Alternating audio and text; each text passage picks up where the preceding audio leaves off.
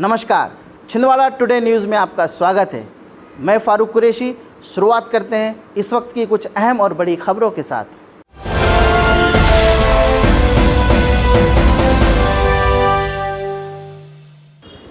Cabinet बैठक में मुख्यमंत्री शिवराज सिंह चौहान का उद्बोधन।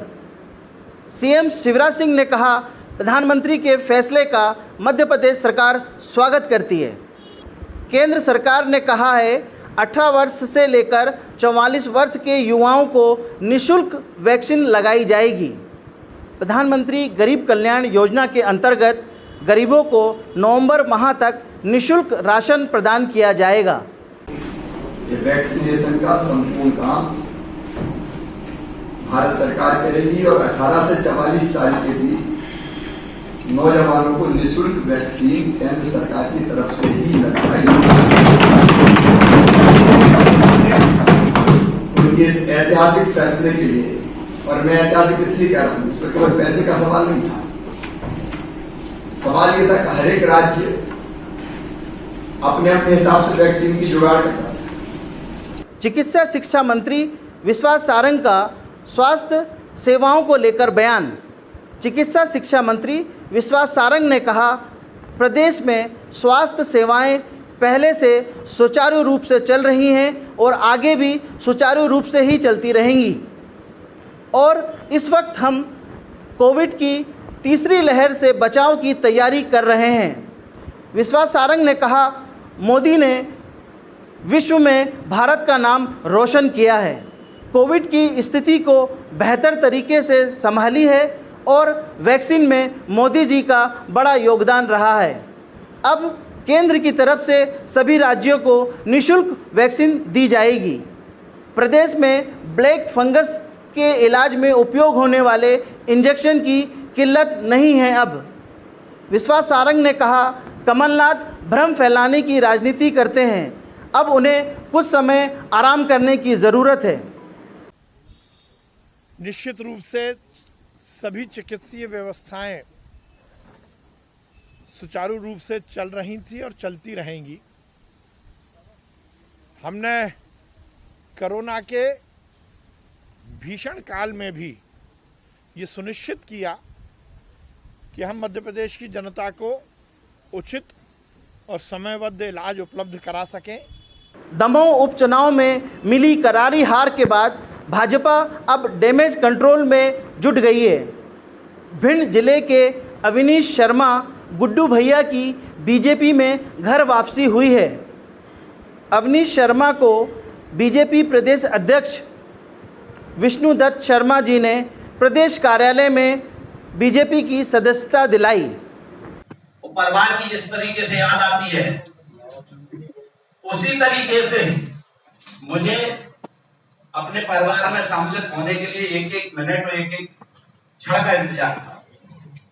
आज यह सौभाग्य आदरणीय मुख्यमंत्री शिवराज सिंह जी, आदरणीय सुहासी भाई साहब, यथानंद भाई साहब के निर्देश में हमारे बड़े भाई बीडी भाई साहब के आशीर्वाद से मुझे प्राप्त हुआ। दमोह उपचुनाव के नतीजे के बाद कांग्रेस ने आने वाले विधानसभा को लेकर अपनी तैयारियां शुरू कर दी है। कांग्रेस ने आने वाले विधानसभा चुनाव की तैयारी को लेकर अपने संगठन को मजबूत करने की तैयारियां पुरजोर से शुरू कर दी है। प्रदेश के 45 जिलों के नए प्रभारी बनाए गए हैं, जिसको लेकर पूर्व मंत्री सज्जन सिंह वर्मा ने कहा, बूथ स्तर से लेकर मंडल स्तर तक पुनः गठन किए जाएंगे। कमलनाथ जी 1-2 दिन में भोपाल आने वाले हैं।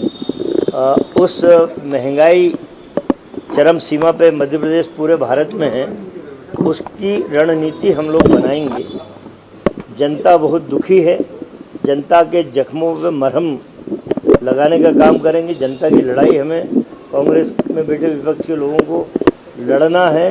कोरोना की आड़ में नरेंद्र मोदी ने और इधर शिवराज बाबू ने इतना भयानक तांडव किया है। Diesel, petrol, gas, GDP, gas, diesel, petrol corona की आड़ में बेतहाशा बढ़ा दिया। आज कृषि मंत्री कमल पटेल के निवास स्थल पर किसानों सहित कई किसान नेता मूंग के समर्थन मूल्य पर खरीदी करवाने के ऐतिहासिक निर्णय के फैसले के लिए उनके निवास स्थल पर बधाई देने के लिए पहुंचे। इस अवसर पर प्रदेश किसान मोर्चा के अध्यक्ष ने कहा कि प्रदेश में एक के बाद एक किसानों के हित में कई निर्णय लिए गए हैं। पहले चना, सरसों, मसूर की खरीदी समर्थन मूल्य पर की गई, जिससे किसानों को 10,000 करोड़ का फायदा हुआ। और अब कृषि मंत्री कमल पटेल जी ने मूंग को भी समर्थन मूल्य पर खरीदी करवाने का ऐतिहासिक निर्णय करवाया। के नेतृत्व में हमने किसानों के हित में अनेक निर्णय लिए हैं। इन 1-1.25 साल में भारतीय जनता पार्टी की सरकार ने शिवराज जी के नेतृत्व में किसानों की आय दोगुना करने में प्रधानमंत्री जी का जो संकल्प उसको पूरा किया है। प्रधानमंत्री जी ने 2022 तक का संकल्प लिया, लेकिन मुझे बताते हुए संतोष और गर्व है कि शिवराज जी के नेतृत्व में मध्य प्रदेश में हमने 2021 में ही पूरा कर दिया। राजधानी भोपाल की शराब दुकान का वीडियो हुआ वायरल। शराब की दुकानों पर चली पुलिस की लाठियां। जब शासन का ही आदेश है शराब की दुकान खुलवाने का, तो क्यों चल रही हैं लाठियां? क्यों दुकानों और दुकानदारों पर चल रही हैं पुलिस की लाठियां? 11:30 बजे तक शासन का आदेश होने के बाद भी पुलिस नहीं बेचने दे रही शराब। मध्य प्रदेश में जगहों के नाम बदलने की कायावाद एक बार फिर शुरू हो गई है। भोपाल सांसद प्रज्ञा ठाकुर ने हलालपुर बस स्टैंड एवं लाल घाटी का नाम बदलने को लेकर भोपाल नगर निगम कमिश्नर एवं मुख्यमंत्री को पत्र लिखा। प्रज्ञा ठाकुर ने पत्र के माध्यम से हलालपुर बस स्टैंड का नाम हनुमानपुर और लाल घाटी का नाम गुफा मंदिर के प्रथम महंत के नाम पर रखने की मांग की है। साथ ही हलालपुर डैम का नाम भी बदलकर प्रज्ञा ठाकुर ने पत्र के माध्यम से मांग की है कि हलालपुर बस स्टैंड का नाम बदलकर हनुमानपुर रखा जाए और लाल घाटी का नाम गुफा मंदिर के प्रथम महंत के नाम पर रखा जाए। साथ ही हलाली डैम का नाम बदलने के लिए भी प्रस्तावित लेटर उन्होंने आगे बढ़ाया है। इसलिए उसका हलालपुरा बस स्टैंड नाम रखा गया, उसको भी परिवर्तित करके आज मैं पत्र लिख रही हूँ माननीय मुख्यमंत्री जी को और नगर निगम की कमिश्नर को कि उस हलालपुरा बस स्टैंड का नाम पास में ही ठीक बस स्टैंड के पास हनुमान गढ़ी है, तो टेकरी है, हनुमान टेकरी है, उस टेकरी के पास ही जो बस स्टैंड है जिसे हलालपुरा बस स्टैंड कहते हैं, उसका नाम बदल करके श्री हनुमानपुर बस स्टैंड नाम दिया जाए, ऐसा हमारा आग्रह है और ये मैं घोषणा करती हूँ। फिलहाल खबरों में इतना ही, तो हमें दीजिए इजाज़त। बने रहिए हमारे साथ ताज़ा तरीन खबरों के लिए। नमस्कार।